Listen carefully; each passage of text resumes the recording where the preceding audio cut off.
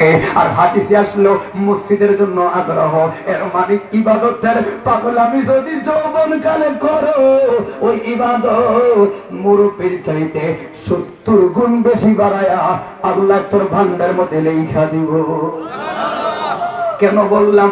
মুরব্বী আসলেন, যুবক ভাইটাও আসলো একই মজলিসে, ওয়াজ আসলো একই টাইমে, গেল একই টাইমে, কিন্তু 70% মুরব্বী চাইতে যুবক রয়ে গেল। কারণ কি? ওই কারণ একটা, ওটা যৌবন কালের বন্দিগি। কথা বলুন ঠিক না বেঠি? আশা করি তোমাদের বিবেকের দুয়ারে বললাম, বসলে বসো, আমার আপত্তি নেই, কথা বলবো। তবে মরণকে ভয় করা দরকার আছে না নাই? আম্মা জানাইসা বলে, দিনের নবী গো, ও মায়ের নবী গো, একটু বলুন ওই কি মাতা সাতুন, কিয়ামতটা কখন হবে? আমার নবী ডাক দিল, আয়েশা গো, যার কাছে কবল গুঞ্জে, যার কাছে, যার ঘরে আজরাইল আইব, ওই লোকের জন্য ওই দিনই কিয়ামত হয়ে যায়। কথা বলে না ঠিক কি বাবা? ওই দিনে কিয়ামত। রাসূল বলেন, একজন মুসল্লিরা বুখারীতে আছে, দৈনিক 20 বার যদি শুধু মরণকে স্মরণ করে। কয়বার? আপনি একটু বসতে পারবেন না? হ্যাঁ, একটু বসতে আমাকে হেল্প করে। সবাইকে দেখলে আমার মনে আমার স্পিডটা বাড়বে, একটু কথা বলতে ভালো হবে। এখন দেখি কয়জন বসার কয়জন যায়, আমি একটু দেখবো বাবা। তবে আমারটা বলি, আমি তোমাকে জান্নাত দিকে যাচ্ছি, এবার তুমি কোন দিকে যাবে বিবেচনা করো। কয়জন জাহান্নামের দিকে যায়, কই জান্নাতের দিকে যায়, একটু মেসেজ করে তো মাপ দেন। তোর আইতেছে, আলহামদুলিল্লাহ, কবুল করো। 2 জন গেছে কিন্তু দিকে। আল্লাহর কসম, আমি তোমাকে জান্নাত দিকে রাখতেছি। ঠিক কি? আমি তোমাকে জান্নাতে রাখতেছি, আমি তোমার ভালো চাইছি, ভালো চাইছি। আর শয়তান তোমাকে ওদিকে টানতেছে। এবার তোমার ইনসাফ কবুল করো। ভাই আসবেন, অসুবিধা নাই, আমি আপনাকে জান্নাতে দিকে রাখছি, আসেন সবাই। আল্লাহ কবুল করে বলুন আমিন। এই জন্য বাইরে যদি দৈনিক 20 বার, কয়বার? আরো ধরে আমি কয়বার করবো? দৈনিক 20 বার শুধু মরণটাকে স্মরণ করে, ওই স্মরণরত অবস্থায় যদি মহিলা যায়, পরিবর্তন বুঝেননি? এটাই মাস্তাক আলা হযরতের খেলা। আমি বললাম না, আমার প্রতি রহমতের লাগা হলো এটা। মরণের চিঠি যখন আসবে আমার, কালেমার তালকিন দিও বারে বার।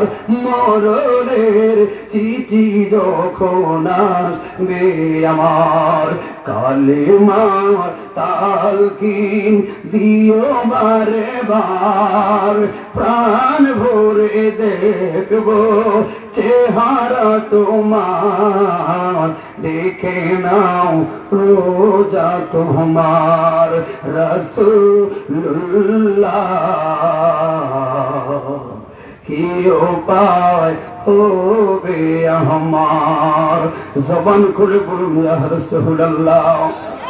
আমি কথা বললাম শুধু মরণকে লইয়া। আমি জানি বাবা, মরণকে স্মরণ করলে, ফজরের সময় আযানটা দিলে, কম্বলের তলে থাকতে একটু মনটা ভাববে। কারণ এরে, এই মুহূর্তে যদি আমার মরণ হয়ে যায়, আমি না রাসূলুল্লাহর কাছে ঠেকা পড়ে যাব। আমার নবী বলবেন, উম্মত রে, এই নামাজের জন্য রে, ইসলামের জন্য রে, ওরে আমার অসংখ্য সাহাবীরা তাজা তাজা রক্ত বিলীন করলো। ওরে হুদের ময়দানে দন্ত মুবারক জড়াইল রে, তায়েফের ময়দানে ছোট ছোট বাচ্চারা পত্তরে ডিল মারল রে। ওরে প্রতিশোধ চাই না রে, শুধু চাইলাম গুনাহগার উম্মতের জান্নাত। এই জন্য আপনি কি বুঝেন না? নামাজ পড়লে আমার নবী খুশি, অথচ নবী, আল্লাহ নবীর লাভ নাই, লাভটা আমার। নামাজ পড়বো আল্লাহ। দেখেন ইসলামটা কেমন। নামাজ বিধান করছে আল্লাহ, হুকুম করছে আল্লাহ। ওই দুনিয়ার সরকারি চাকরি করলে হুকুম রে, এই চাকরির কারণে সরকারের লাভ থাকলেই তো আমার বেতন দিব, লাভ না হলে আমার 4 পয়সা দিয়েও জিগাইতো না। যেই কোনো ডিপার্টমেন্ট যায়, মা বাচ্চারা দুধ খাওয়ায়, ওই এমনি কয় না স্বার্থ আছে, এটা বড় হয়ে আবার মারে চালাইবো, বাবা মারে চালায়। সবার বিরুদ্ধে একটা ডিপার্টমেন্ট আছে, আমার রহমান কেরে জগতের মানুষ রে। আর তুই আর আমরা কে শুই না রাখ, গাছ লাগাইলাম, একটা উদ্দেশ্য ছিল, অন্তত পল্লা তোর কাঠটা তো হইব। ওরে মাহফিল করলাম, একটা আমার উদ্দেশ্য আছে কি জানি, উপকার হোক বা না হোক, কিছু লোকের অন্তত গুনাহ থেকে বসায় আর একটা বসাইতে পারলাম। বন্ধুরে রাস্তা বানাইলাম, উদ্দেশ্য কি? লোক হাঁটবে, প্রত্যেকটা জিনিসের প্ল্যানিং আছে। আর এই এত মাখলুকাতের মধ্যে শ্রেষ্ঠ হলো এই মানুষ জাতি, একই মাত্র প্ল্যানিং ছাড়া, উদ্দেশ্য ছাড়া কিছুই জানা নাই, শোনা নাই, মাও জানে না, বাবাও জানে না আমি কোন সময় দুনিয়াতে আসার সিদ্ধান্ত হয়েছে। দুনিয়ার একটা ছোট্ট জিনিস যদি আপনি বানান সিদ্ধান্ত, আবার প্ল্যানিং থাকে, কত নকশা থাকে, অথচ আশরাফুল মাখলুকাত সিদ্ধান্তই নাই, কোন প্ল্যানিং এ নাই, জানে না, কল্পনার বাহিরে। আমার মতো ছেলেকে আল্লাহ দিল আমার মায়ের গর্বে, অথচ মাও জানে না, বাবাও জানে না। আবার কি জানুনি কেমনে বানাইছে? গাছটা যখন লাগাই আমি 1 নাম্বার বৃষ্টার জন্য প্রয়োজনে টাকাটা বেশি খরচ করি, কটটা বানাবো, কাঠটা কোনটা করে সেগুলো অরিজিনালটা দিয়ে, তাহলে প্রত্যেকটা ডিপার্টমেন্টে নাম্বার 1টা পছন্দ। কিন্তু মানুষটা বানাইছে কি জানেননি? একমাত্র অপছন্দনীয়, নিকৃষ্ট, মাফাত, খারাপ, গন্ধযুক্ত 2 ফোঁটা পানি দিয়া হিসাব তো মিলাইতে পারি না রে। তাহলে আমরা শ্রেষ্ঠ কেন? আল্লাহ কই এটাই মালিকের কথা, তুই সিদ্ধান্তের ছিলি বাহিরে, তোর তো হিসাবে ছিল না, অথচ তোর নাফাত পানি দিয়া বানায় তোর সিনাতে 30 পারা কোরআন ডুবায় তোর আমি দামির চাইতে দামি বানাইয়া দিছি। আল্লাহ চাইলে, আল্লাহ চাইলে কোথায় থেকে কোথায় সেরা বানায়, এটাই মালিকের খেলা। কথা বলে ঠিক আছে? এবার বলুন আমি আর আপনি কি পাইলাম? আমি কি পাইলাম? এর শুন, আমি পাইলাম নাম্বার 1 একটা, যে আল্লাহ 750 কোটি মানুষের মধ্যে আমার যে তুমি মুসলমান বানাইছো, এর চাইতে আর পাওয়া কিছু নেই। এবার বলুন ও মালিক রে, 1 লক্ষ মতান্তরে 2 লক্ষ নবী রাসূল আইছে, আমার তো আদমের উম্মত বানাও নেই, তুমি তো আদম রে শুধু আদম কইয়া ডাক দিত, আমরা দাউদের উম্মত বানাবো, তুমি দাউদরে দাউদ কইয়া ডাক দিত। আমারে প্রত্যেক নবীরা যারা টাইটেল পাইলো, কোন দিকে যায় ওই কি সাবজেক্ট দিলে এখন তো মাথায় খেলে না। আগে তো শান তুমি শুকরিয়া আদায় করবা। ওই আদম শফিউল্লাহ আর আসার আগে নয় পরে আইছে মুসা কালিমুল্লাহ, কথা বলতে বলতে বলতে বলতে আল্লাহ কয় কালিমুল্লাহ, ইব্রাহিম খলিলুল্লাহ, আল্লাহ পরীক্ষা দিতে দিতে দিতে দিতে সর্বশেষ সন্তানে কোরবানি পাস হওয়ার রেজাল্টটা কি কয় খলিলুল্লাহ।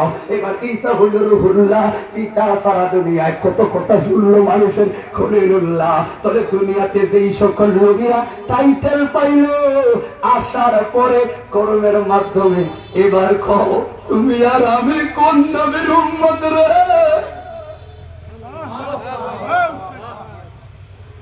শুধু সুন্নি হইলে হইতো না রে, সবাই আসার পরে মেহনতের মাধ্যমে টাইটেল লয় রে।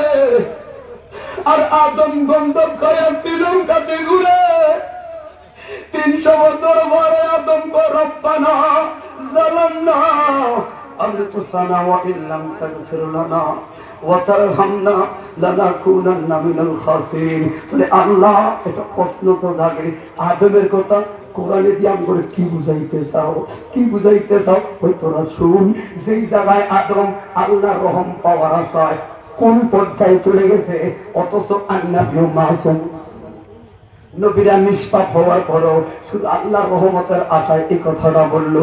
আল্লাহ রাব্বানা যালামনা যেগুলো মুখে দিয়ে আসবে আল্লাহর কোরআন, সবকিছু আল্লাহরই হিকমত বোঝানোর জন্য বললাম। এত পর্যায়ে নেই মা, তারপর আল্লাহ হইত না। 350 বছর গেল, হঠাৎ করে কয় মালিক যখন বানাইলাম, আমার বানাইয়া যখন ওই লামুখানে আল্লাহ আপনার আরশ আজিমে যখন সবাই সিজদা করে বললাম, তখন আপনার আরশ আজিমের কিনারায় আপনার নামের পাশে একজনের নাম দেখলাম গো। ওই নামের একটা টাইটেল হলো, টাইটেলটা দেখলাম সুন্দর সাজানো, ওই নামের টাইটেলটা হলো হাবিবুল্লাহ।